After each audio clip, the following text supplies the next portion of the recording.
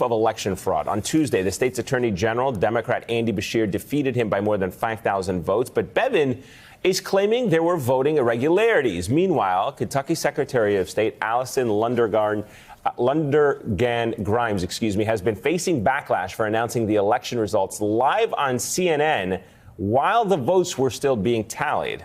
All right, let's bring in Jessica Huseman, the lead reporter for ProPublica's election coverage.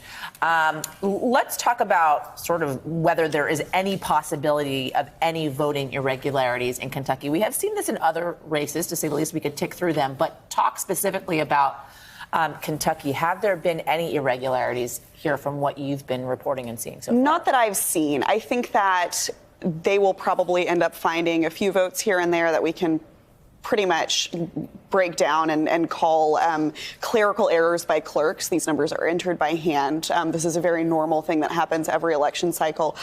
They're going to recanvass next week, and I would frankly be very surprised if the vote shifted by more than a couple of dozen on either side. The likelihood that irregularities make up 5,000 votes is really, really low. Let's talk about Allison Lundergan Grimes here for a moment and how she's been handling this situation, running against Mitch McConnell, but she's now kind of thrust herself center in the middle of all of this.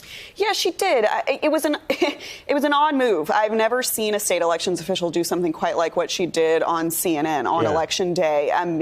Usually the people who are responsible for counting the votes don't get ahead of the certified election results and predict the outcome. So even though that there's no obvious impropriety in the voting, it certainly casts a very partisan light onto the election and gives Matt Bevin a lot more to work with here, when I don't know that he would have had much at all before.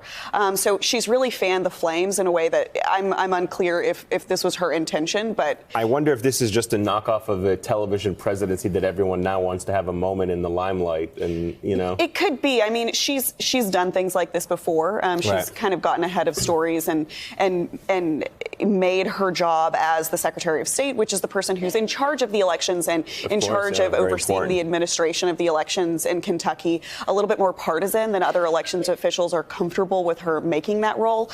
So this is, if you ask the people in Kentucky, sort of part and parcel of what she's been doing for the last few years. So really getting a jump. She kind of gave Bevins a bit of ammunition there. Right.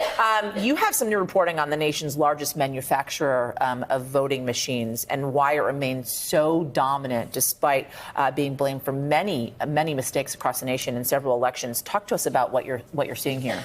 Right. So, I think the point of the story is that the elections systems market is so broken. And I think that people don't really think about that when they think about the quality of our voting machines. People are really concerned about cybersecurity. They're really concerned about the quality and the aging of these machines, and they should be. But the reason that that's able to continue is because the market is so focused on keeping the set regulations that were passed in 2002 in place. It's led to a lack of competition.